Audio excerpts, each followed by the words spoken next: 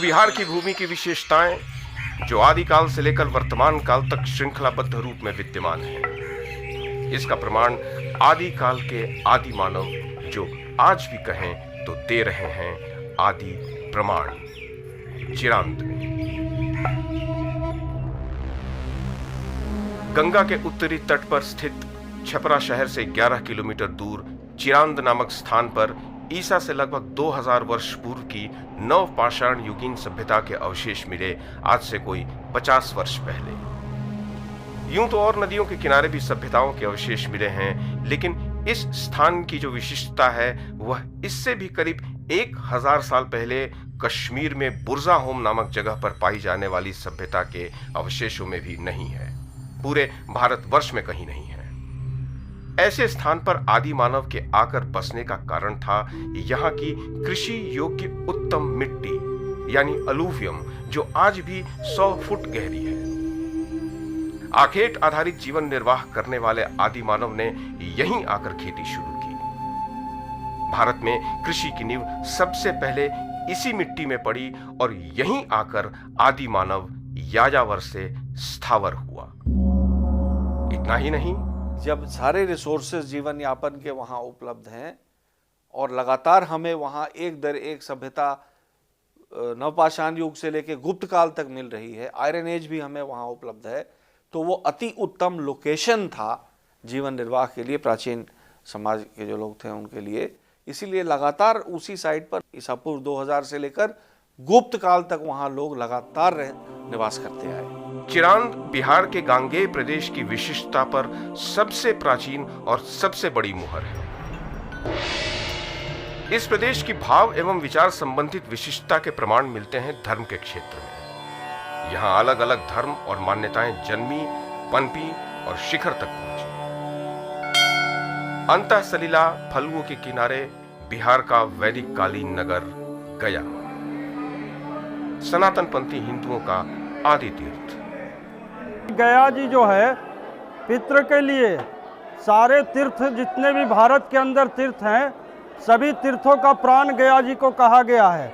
इसलिए कहा गया है कि कोई भी तीर्थ स्थान में आप जाते हैं तो वहाँ जो भी आप अपने दान दक्षिणा या जो भी करते हैं उसका जो है फल आपको स्वयं मिलता है।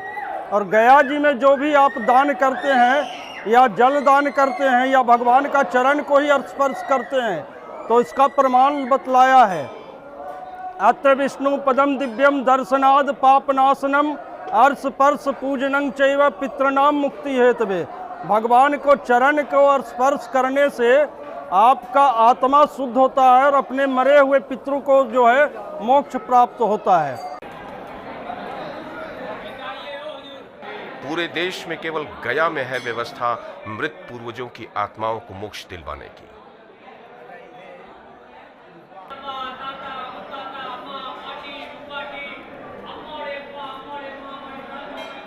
मोक्ष का एक अलग मार्ग दिया मगध ने अपने यहाँ जन्म देकर, कैवल्य ज्ञान देकर, जिनेश्वर बनाकर, निर्वाण प्रदान कर महावीर स्वामी को पावापुरी।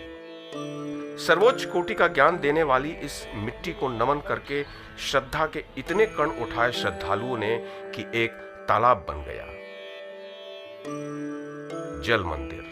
पूरे विश्व में जो अहिंसा का संदेश फैलाया वो सर्वप्रथम महावीर के काल से ही या जैन धर्म के काल से ही शुरू हुआ। जो पारसनाथ उसके पहले आदिनाथ जी थे, ये जैन परंपरा के अनुसार भगवान की अहिंसा परमो धर्म का जो पावन उपदेश हुआ वो इसी मगध में दिया गया। तो वो गौरव बिहार को ही प्राप्त है और वो इसी धरती पर भगवान महावीर स्वामी जी का जन्म भी हुआ था, निर्वाण भी प्राप्त हुआ था इसी बिहार में। इसलिए यहाँ की मिट्टी आज भी श्रद्धालु लोग संजोग के रखते हैं और अपने परिजनों से मंगवाते हैं। जो कोई भी यहाँ जल मंदिर आते हैं वो यहाँ की मिट्टी को हम लोग अवश्य देते हैं और वो अपने घरों में मंगल कल्याणार्थ ले जाते हैं।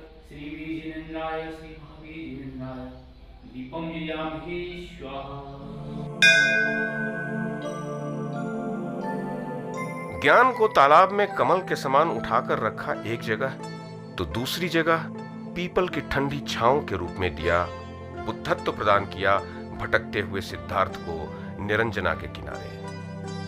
बोध गया।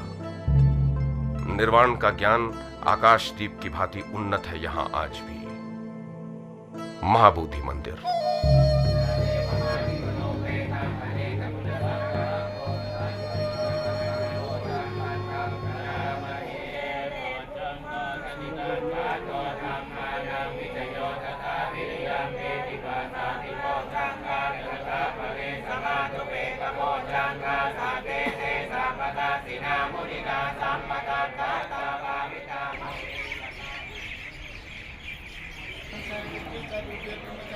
स्त्री और पुरुष प्रकृति के दो नियम, एक दूसरे के पूरक, जिनमें प्रकृति कोई भेद नहीं करती।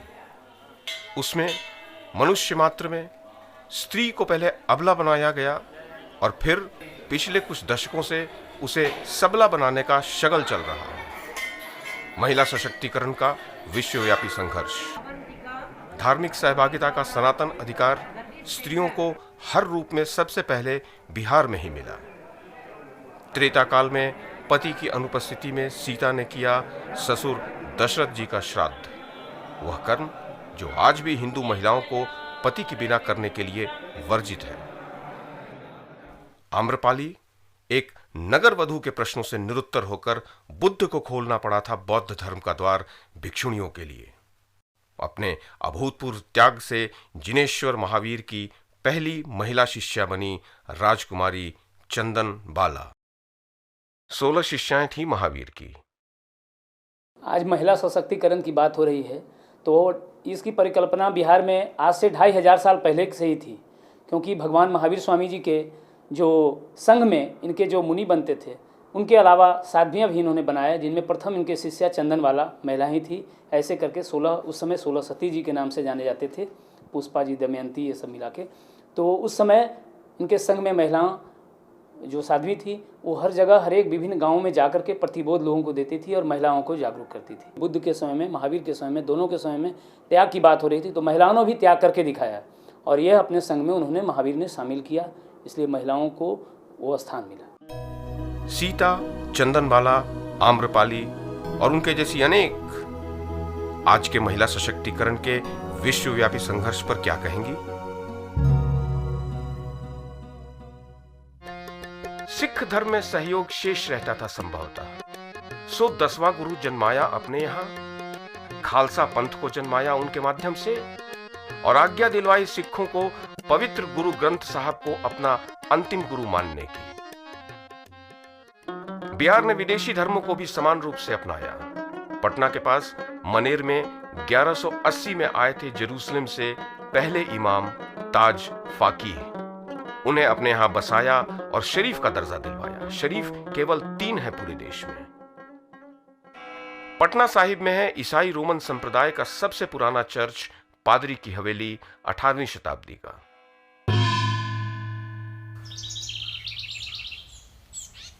धर्म के क्षेत्र से हटकर शिक्षा के क्षेत्र को देखें तो प्रमाण मिलता है कि उच्च कोटि के शोध और ज्ञान को जन्म और उर्वरा देने वाली भूमि है बिहार। नालंदा विश्वविद्यालय, संस्कार युक्त शिक्षा पर बल था यहां। कई देशों से विद्यार्थी आते थे। यहां के पुस्तकालय रत्न सागर, रत्नोदधि और रत्न रंजक की ऊंचाई किसी 9 मंजिली इमारत के बराबर थी। शिक्षक और छात्रों के जिस अनुपात पर अमेरिका के सबसे प्रतिष्ठित आईवी लीग के संस्थान आज इतराते हैं, उससे बेहतर अनुपात नालंदा विश्वविद्यालय में 5वीं सदी में था। यहां 10,000 छात्रों को शिक्षा देने के लिए करीब 2,000 शिक्षक थे।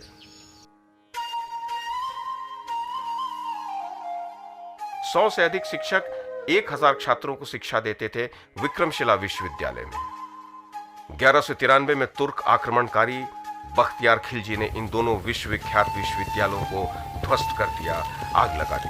धुआं 9 महीने तक उठता रहा था।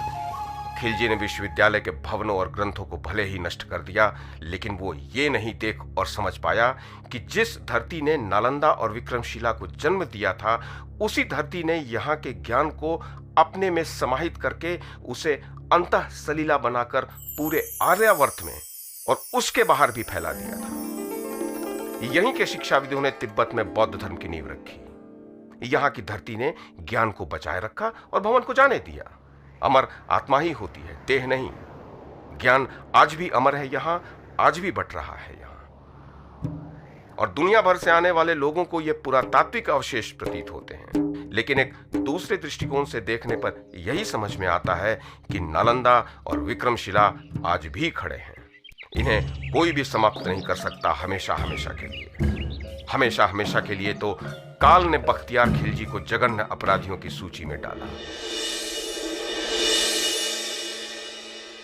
इसी कालखंड में संस्थागत शिक्षा के विपरीत कुटिया में गुरु शिष्य परंपरा सर्वोच्च शिखर पर पहुंची हुई थी।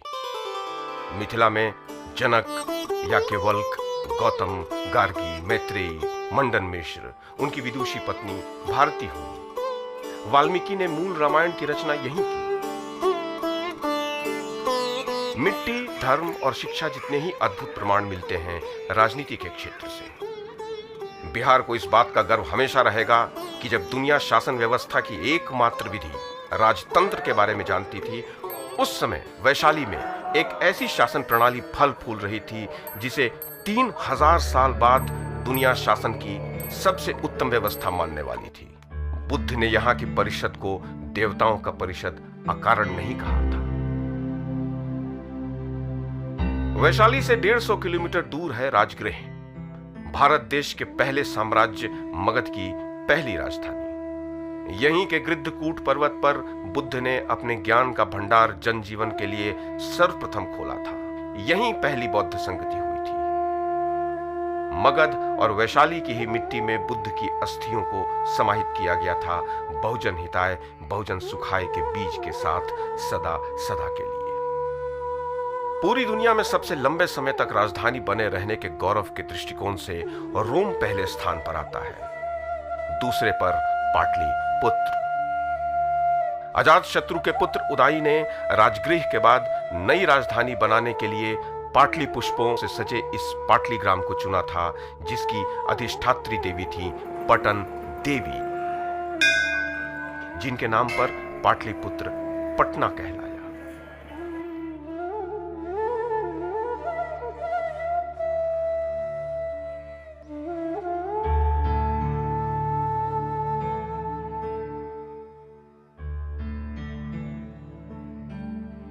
राजनीतिक सत्ता और समृद्धि के शिखर पर आसीन इस प्रदेश से ही एक राष्ट्र की परिकल्पना साकार हुई।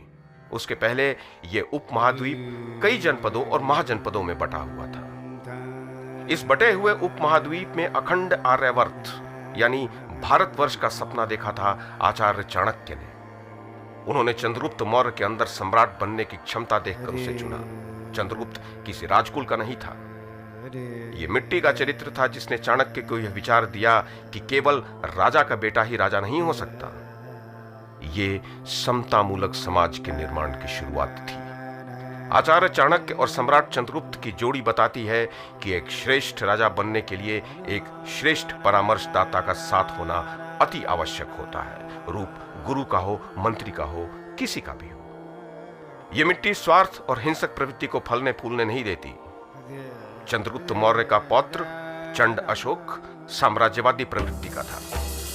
उसके साम्राज्य की सीमाएं आज के ईरान के पूर्वी सीमा तक फैली हुई थी। उसने बड़े सैन्य अभियान छेड़े, लेकिन कलिंग में रक्तपात के बाद अचानक उसका हृदय परिवर्तन हो गया। क्या अनायासी? निसंदेह नहीं। बौद्ध धर्म के प्रभाव में आकर चंड अशोक धम्म अशोक यानी धार्मिक अशोक बन गया।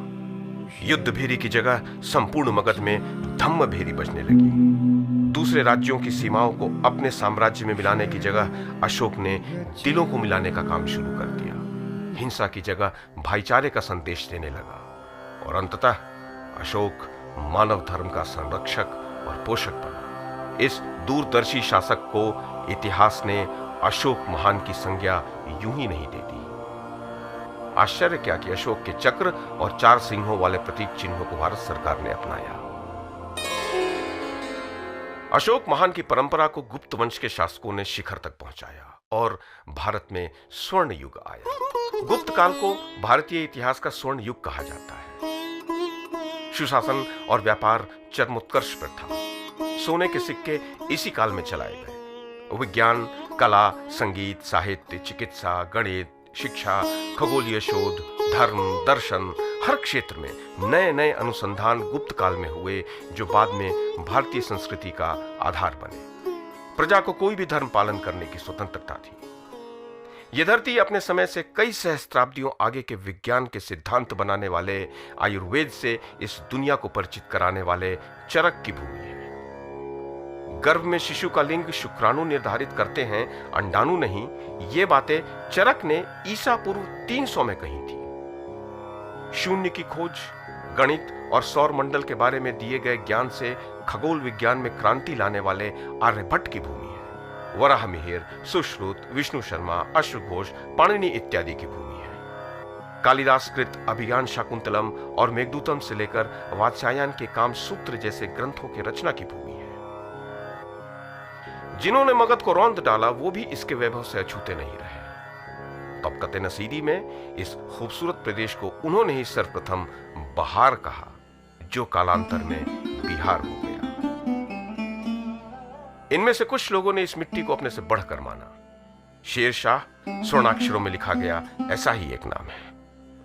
सासाराम के एक छोटे से जागीरदार के इस महान दूरदर्शी शासक बेटे ने अपने 5 साल के छोटे से शासनकाल में मौर्य और गुप्त वंश के कुशल प्रशासन की परंपरा को आगे बढ़ाया।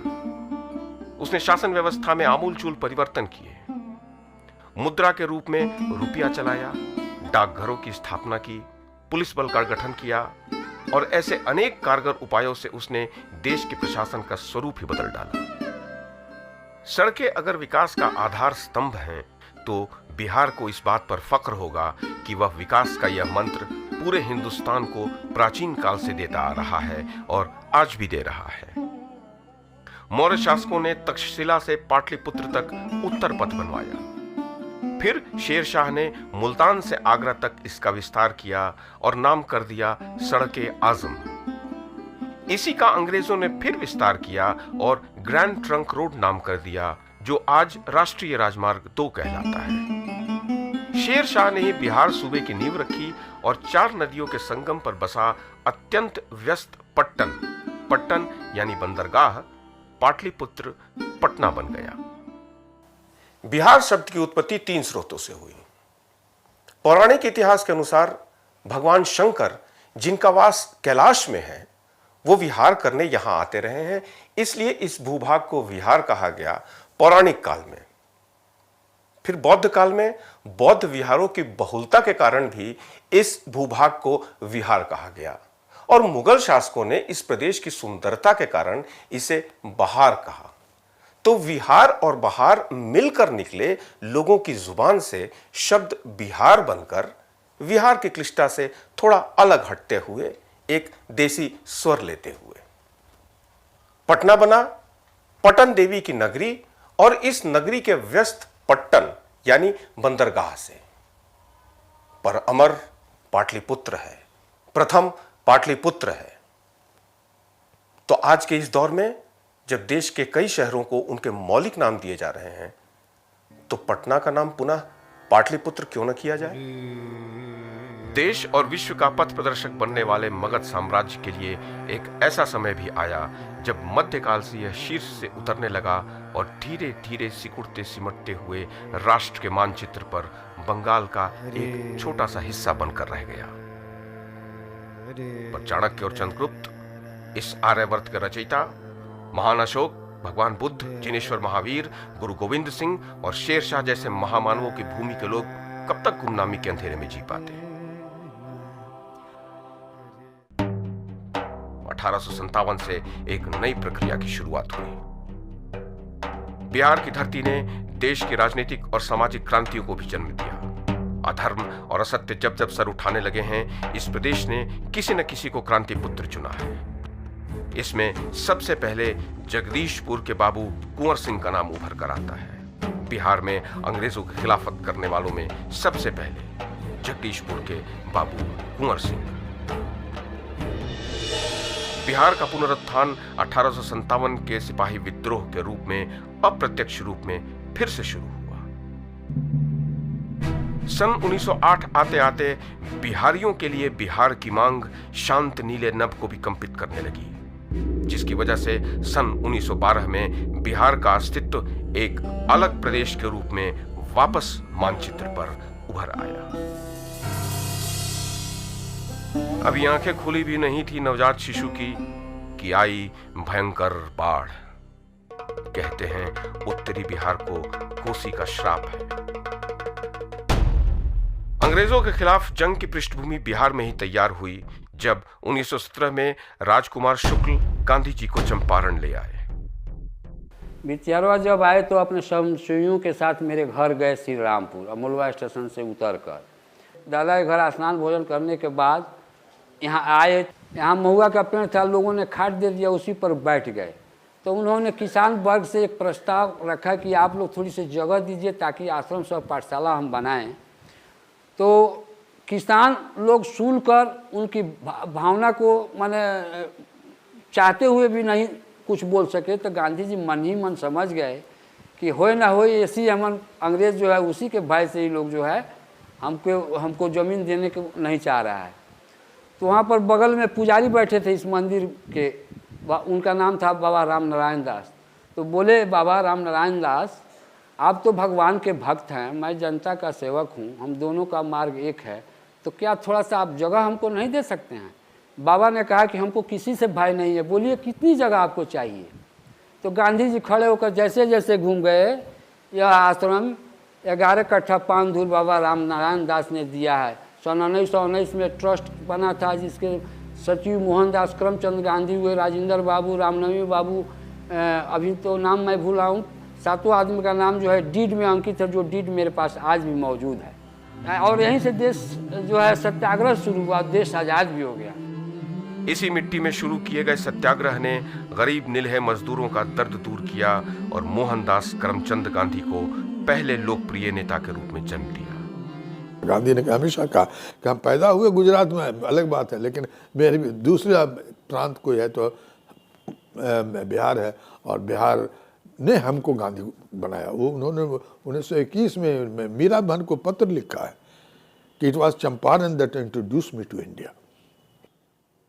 इसलिए गांधी को एनालाइज करके देखिएगा तो बिहार का इतिहास और गांधी का आना, वो हमारी जो परंपरा है, जो बुद्ध महावीर जो परंपरा चलती है, गांधी ने उस परंपरा में, जो गांधी बाहर का है, गुजराती है, और वो उसने उस परंपरा में एक और इम्पोर्टेंट सुनहरा बात जोड़ दिया है। 1929 में किसान आंदोलन बिहार से ही शुरू हुआ। गांधी जी द्वारा पहला बुनियादी विद्यालय 1939 में तथा 1945 में महिला चरखा समिति बिहार में ही स्थापित हुए। 1929 में किसान आंदोलन बिहार से ही शुरू हुआ। गांधी जी ने सविनय अवज्ञा आंदोलन और भारत छोड़ो की हुंकार भरी तो प्रदेश की जनता उनके साथ तन मन धन से खड़ी हो गई। आजादी के हर अनुष्ठान में हर वर्ग, हर समुदाय की भागीदारी रही। असाधारण व्यक्तित्व वाले बिहारी नेताओं ने बड़े प्रभावी ढंग से इन आंदोलनों में भाग लिया।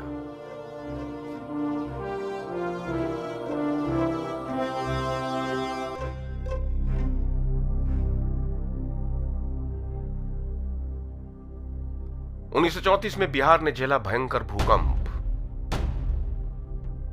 1934 के बाद 1935 में भूखंडन। बिहार के कुछ भागों को अलग करके ओडिशा राज्य बना दिया गया। डॉक्टर राजेंद्र प्रसाद स्वतंत्र भारत के प्रथम राष्ट्रपति बने और 12 वर्षों तक लगातार बने रहे। अब तक कोई भी ना तो 12 वर्षों तक राष्ट्रपति रहा है इस देश का, ना ही डॉक्टर राजेंद्र प्रसाद के कद के बराबर ही हुआ। बिहार में 1946 और 1947 की दोनों सरकारों की अगुवाई दो अद्वितीय नेताओं डॉक्टर श्री कृष्ण सिंह तथा डॉक्टर अनुग्रह नारायण सिंह ने की। उनका शासनकाल सत्यनिष्ठा और जनसेवा की भावना से प्रेरित था। इसके कारण बिहार उस समय के सबसे सुशासित प्रदेशों में एक था। आधुनिक बिहार के निर्माण में जिन लोगों ने महत्वपूर्ण भूमिका निभाई, उनमें से कुछ हैं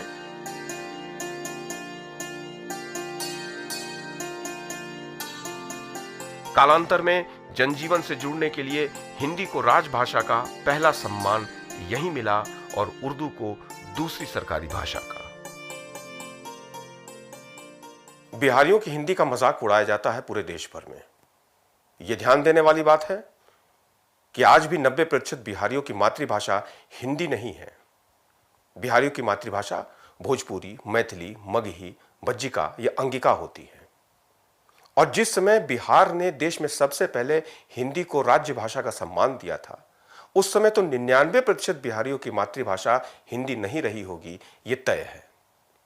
फिर भी ये बिहारियों की राष्ट्र भावना, राष्ट्र से जुड़ी हर चीज के प्रति सम्मान और राज्य से पहले राष्ट्र को प्राथमिकता देने का जो संस्कार रहा है, ये उसका प्रमाण है और उदाहरण है खासतौर से उन लोगों के लिए जो राष्ट्र भावना और राष्ट्रभाषा के विरुद्ध आवाज उठाते हैं।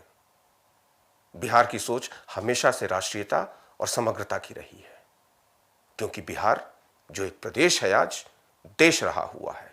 इसी का इतिहास सदियों तक भारत का इतिहास रहा है। ग्रामीणों के जीवन को लोकतांत्रिक आधार देने के लिए पंचायती राज की स्थापना 1948 में बिहार में ही की गई।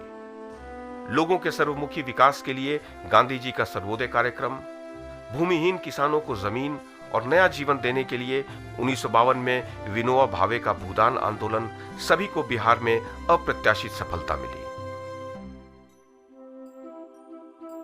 इसके तुरंत बाद 1956 में बिहार के कुछ भूभाग राज्यों के पुनर्गठन के फलस्वरूप पुनः बंगाल को दे दिए गए। प्रकृति में परिवर्तन ही शाश्वत है। लगभग 90 वर्षों तक कांग्रेस को देश का जिम्मा दिए रखने के बाद प्रकृति ने संभवतः परिवर्तन की आवश्यकता महसूस की। देश को एक दलीय शासन से शायद बहुदलीय शासन के दौर में पहुंचाने की आवश्यकता महसूस की। प्रकृति अपने तरीके से काम करती है, जिस पर सवाल नहीं उठाए जा सकते। उसने अपनी प्रज्ञा के अनुसार एक वातावरण तैयार किया इस परिवर्तन के लिए, स्वाधीनता की दूसरी लड़ाई के लिए। प्रकृति ने जिस भूभाग पर, जिस धरती पर लोकतंत्र का पहला स्वरूप दिया था, उसी धरती से लोकतंत्र को पुनः स्थापित करने के लिए इसमें आश्चर्य क्या कि वहीं के एक व्यक्ति को चुना।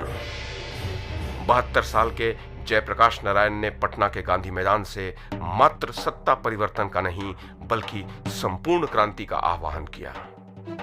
आजादी के संग्राम के करीब 28 साल बाद देश एक बार फिर से एक बिहारवासी की ओर आस से टकटकी लगाकर देखने लगा। आखिरकार प्रकृति ने इस धरती के माध्यम से द्वंद्व का निष्पादन किया और लोकतांत्रिक परंपरा को फिर से स्थापित किया।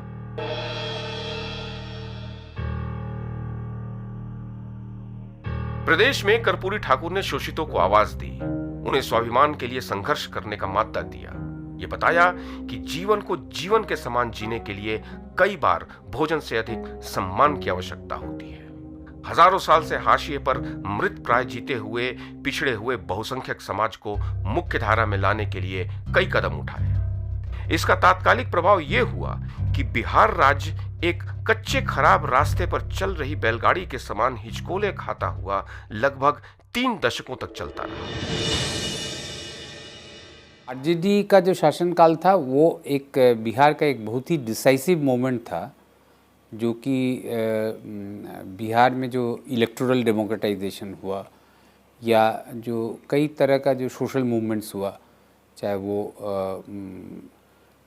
किसान मूवमेंट हो या त्रिवेणी संघ का मूवमेंट हो या सोशलिस्ट मूवमेंट हो या कम्युनिस्ट मूवमेंट हो या नक्सलाइट मूवमेंट हो, तो उसका जो एक कलेक्टिव देन था बिहार में, जिसमें कि डेमोक्रेटाइजेशन काफ़ी हो गया था, उस पीरियड में आरजेडी का रूल हुआ।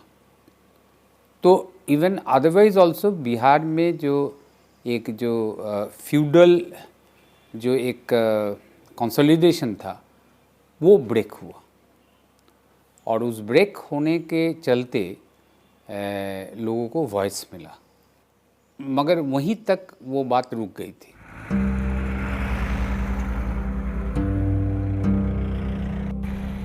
फिर एक ऐसा वक्त आया जब बिहार की चर्चा सिर्फ और सिर्फ गलत वजहों से होने लगी। वर्ष 2000 में इसके खनिज और औद्योगिक संपदा वाले दक्षिणी हिस्से को काटकर झारखंड का निर्माण कर दिया गया।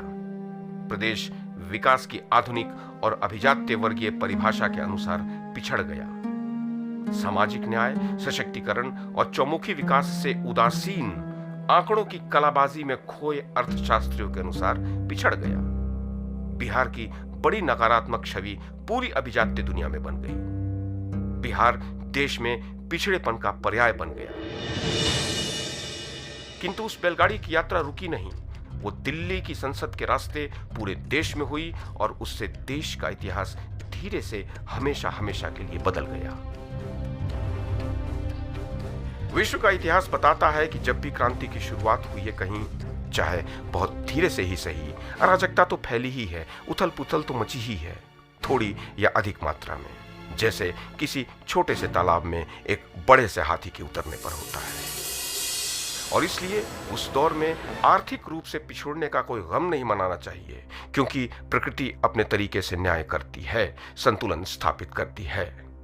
सो अब कर रही है इस प्रदेश में। इसके अलावा आने वाले 150 वर्षों में बिहार 3-4 दशकों में जिस दौर से होकर गुजरा उसे बहुत महत्वपूर्ण दशकों में गिना जाएगा, ये तय है।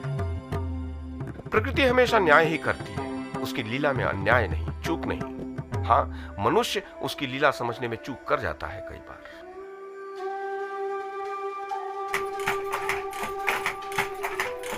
हाशिए पर हजारों साल से बसर करने वाले बहुसंख्यक पिछड़े समाज को मुख्य धारा में लाने की प्रक्रिया में प्रकृति ने बिहार वासियों के जो 30 वर्ष ले लिए थे और जिस कारण आर्थिक प्रगति का पहिया टूट सा गया था, उसकी भरपाई होने का समय आ गया है, ऐसा प्रकृति का निर्देश प्रतीत हुआ आज से कोई 8 साल पहले। क्या अद्भुत संयोग कि भरपाई के काम का नेतृत्व करने के लिए प्रकृति ने जिस व्यक्ति को चुना, आज वह देश के सारे मुख्यमंत्रियों में श्रेष्ठ माना जा रहा है। उसने आते के साथ अदम्य उत्साह, संकल्प और कार्यक्षमता का परिचय दिया। खराब रास्ते प्रगति के ही क्या, हर प्रकार के पहियों को तोड़ देते हैं। इसलिए उसने सड़कों और पुलों को सामरिक गति से ठीक कराया। बिहार ने सड़कों की जो परंपरा दी थी वो पुनर्स्थापित हो जाए। आज बिहार की मुख्य सड़कें देश की बेहतरीन सड़कों में गिनी जाएंगी। मेरे उस सपने में है कि किशनगंज के किसी गांव से या कैमूर की पहाड़ी से या बांका या जमुई के जंगलों से या फिर धनहा के इलाके से अगर कोई व्यक्ति चले किसी गांव से तो 6 घंटे से कम समय में पटना पहुंच जाए। मुझे खुशी है कि अब लगता है कि वो सपना बहुत जल्दी साकार होगा। 2 साल 3 साल, कम से कम मेरे इस कार्यकाल में वो सपना तो जरूर पूरा होगा।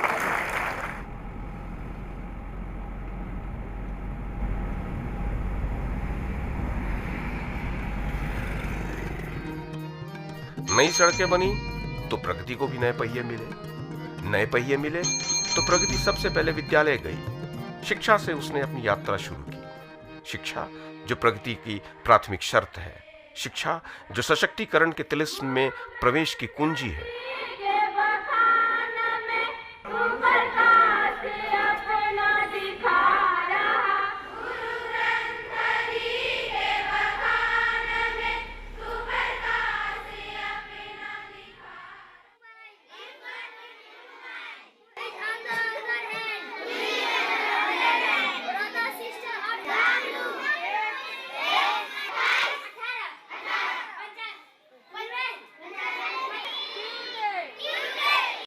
पांच साल पहले तक जिस प्रदेश में लड़कियों के लिए साइकिल के पास जाना तक वर्जित था, दूभर था, टबू था, वहीं आज देर शाम को भी गांव की सड़कों पर अकेले साइकिल चलाकर जाती हुई बहन बेटियां आमतौर पर दिखती हैं। ये समाज की सोच और सामाजिक परिस्थिति में क्रांतिकारी परिवर्तन का द्योतक है।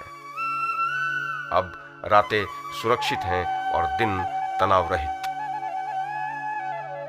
साइकिल देने मात्र से ही नहीं हुआ, भय मुक्त समाज बनाया सरकार ने। ये भय मुक्त समाज बनने का कारण हुआ कि निर्भीकता आई बच्चियों में, और आज संध्या के 5 बजे 7 बजे तक वे सड़कों पर साइकिल से आ जा रही हैं और उन्हें किसी तरह के असुरक्षा का भय नहीं है।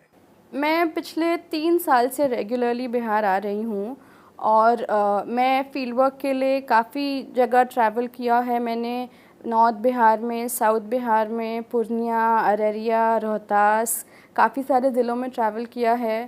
तो बिहार में मैंने बस सुना है कि बिहार बहुत अनसेफ है, पर मैं जब ट्रैवल करती हूँ तो मुझे ऐसा बिल्कुल नहीं लगता। गांव का माहौल बिहार में बहुत ही सेफ़ है।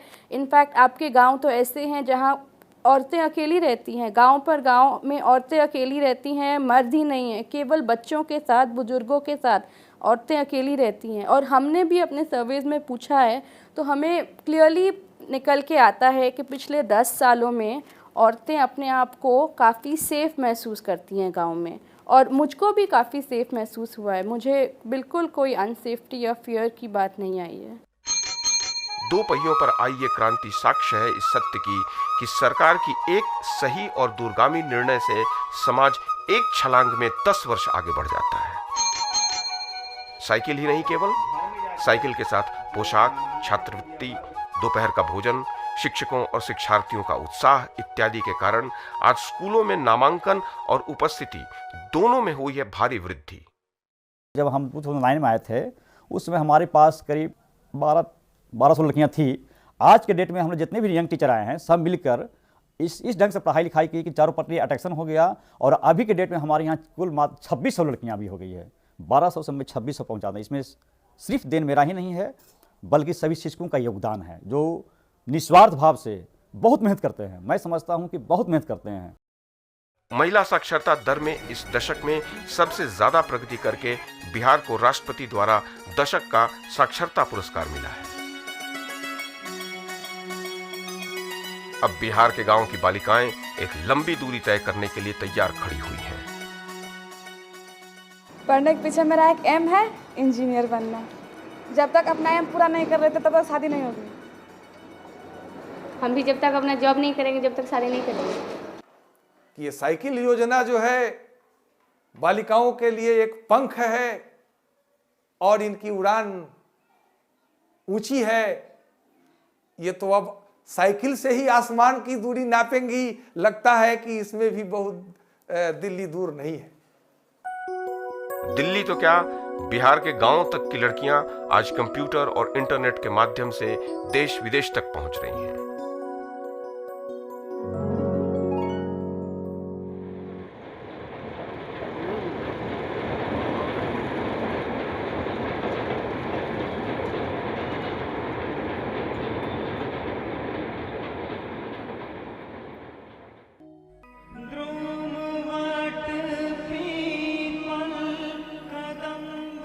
दूसरी तरफ जो वर्षों पहले देश और विदेश पहुंचकर बस गए थे, अब वो अपने मन में गांव लौटने का वसंत और होठों पर देश का राग लिए लौटने लगे हैं।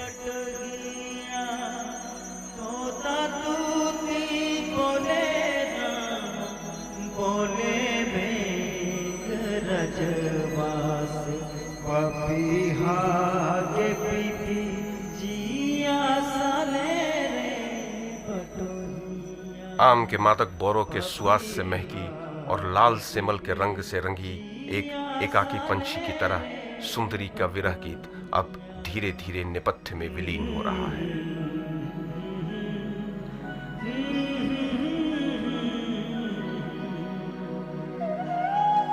पलायन में काफी गिरावट आई है।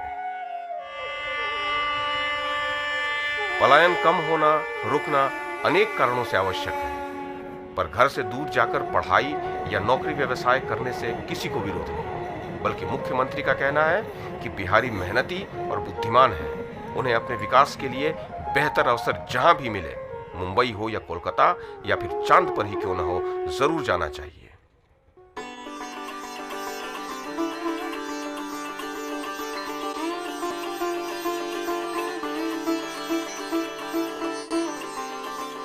सालों पहले इसी मेहनत करने की क्षमता और प्रतिभा के कारण जिन्हें विदेश ले जाया गया था, आज उन्होंने विदेशों में सर्वोच्च प्रतिष्ठा पाई है। इसके विपरीत अपने ही देश में, जहां आज कोई भी पेशा, कोई भी क्षेत्र बिहारी प्रतिभा के स्पर्श से अछूता नहीं बचा है, और बिहार को इस बात का श्रेय जाता है कि उसके श्रम ने बहुत से राज्यों की तस्वीर बदली है, वहां इसके बदले में उन्हें बांटने और लड़ाने वाली राजनीतिक संस्कृति का आघात सहना पड़ा है, अपमान सहना पड़ा है। पर एक अपमानजनक पहचान और संबोधन के साथ रहना और उसको सहना अब असंभव हो गया है। बांके बिहारी यानी भगवान श्री कृष्ण इधर कुछ नाराज से चल रहे हैं, क्योंकि पिछले कुछ दशकों से देश के कुछ हिस्सों में उन्हें लोग अपमानजनक तरीके से बुलाने लगे हैं। हे बिहारी, ओ बिहारी। अब बिहारी है क्या? हालांकि उन्होंने अभी तक अपना चक्र नहीं उठाया है, क्योंकि वे जानते हैं कि अपमानित होने वाले व्यक्ति के अहंकार पर थोड़ी देर के लिए आघात होता तो है, किंतु उससे अधिक अपमानित करने वाला व्यक्ति अपना मुंह खोलने के साथ ही यह भेद खोल जाता है कि उसकी 7 पीढ़ियों में संस्कार और शिक्षा नाम की चीज नहीं रही है।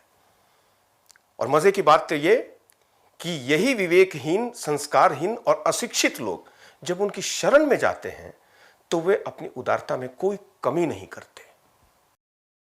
बहुत से लोग जो बाहर से आए उनको यहाँ का सोसाइटी अडॉप्ट कर लिया। ये काफ़ी इंटरेस्टिंग डेवलपमेंट है कि बिहार से कई नॉन बिहारी लोग पार्लियामेंट में इलेक्टेड हुए, क्योंकि वो उस तरह का पेरोकुलिज्म नहीं दिखाई पड़ा। तो बिहार कुछ मामले में बहुत ही कंपैटिबल सोसाइटी है, बहुत ही क्या बोलें, जिसमें कि लोग को स्पेस मिलता है। इस तरह का हम समझते हैं कंपैशनेट सोसाइटी कहीं शायद नहीं होगा। आज बिहार में रोजगार के अवसरों के संबंध में जो फिजा बदली है, उसके केंद्र में उत्प्रेरक के रूप में है बिहार का कोर कॉम्पिटेंस कृषि। इस कोर कॉम्पिटेंस वाले क्षेत्र में अभूतपूर्व प्रगति हुई है।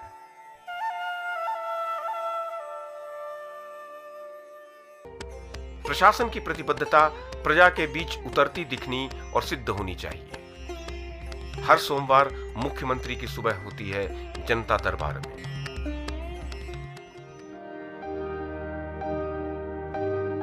पिछले 100 वर्षों में बिहार में ऐसी 100 चीजें, 100 लोग तो हुए ही होंगे जिनकी चर्चा इस फिल्म में होनी चाहिए थी, पर फिल्म की सीमित अवधि के कारण उन सब से क्षमा मांगते हुए हम कुछ एक की ही, और वह भी केवल झलक भर यहां दिखा रहे हैं।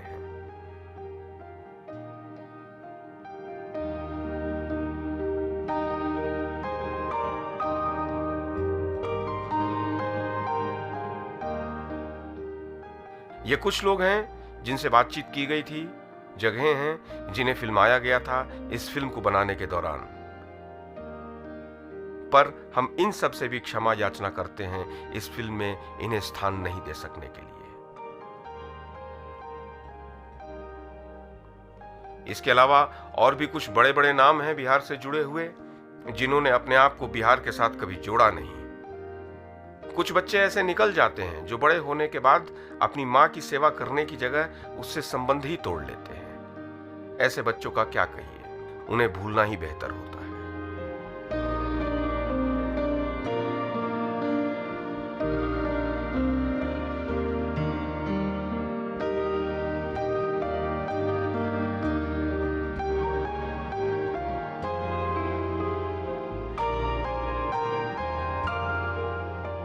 शायद ही कोई ऐसी जगह मिलेगी पूरे विश्व में जहां एक छोटे से भूभाग के अंदर उच्च कोटि का लोकतंत्र, सुशासन, धार्मिक चेतना के विभिन्न मार्ग, संस्कार युक्त शिक्षा, शोध, ज्ञान, राजनीतिक चेतना का प्रादुर्भाव और उसके माध्यम से सामाजिक परिवर्तन, बहुजन हिताय, बहुजन सुखाय, समतामूलक समाज की स्थापना, राष्ट्र भावना इत्यादि के बीज 3000 साल से एक साथ विद्यमान रहे हों हर समय, जैसे कि बिहार में विद्यमान रहे हैं। इस फिल्म का उद्देश्य बिहार की गौरव गाथा गाने का नहीं था, बल्कि एक व्यापक दर्शक समूह को बिहार से पुनः परिचित कराने का था, क्योंकि पिछले 50 साल में बिहार पर एक ग्रहण सा लग गया था, जिसकी वजह से बिहार की कमियां और बुराइयां ही हमेशा सुर्खियों में रहती थी और पूरी दुनिया ने बिहार के बारे में गलत धारणाएं बना ली थी। दूसरा, उस ग्रहण के कारण बिहार का वर्तमान और भविष्य दोनों ही किसी सागर, किसी बीहड़, किसी पहाड़ को पार करने के समान हो गए हैं, जिन्हें बिहारी पार तो कर लेंगे, परंतु उस पार करने की प्रक्रिया में उन्हें ध्यान रखना होगा कि इस मिट्टी का चरित्र क्या है, ये किस चीज को सपोर्ट करती है और किस चीज को नहीं। वरना बिहारी अपने अतीत को भविष्य में न भूलें, बल्कि उसे नई ऊंचाइयों तक पहुंचाने का प्रयास करें। ये प्रार्थना, प्रयास, कामना इस फिल्म के माध्यम से किया गया। धन्यवाद। जय बिहार, जय भारत।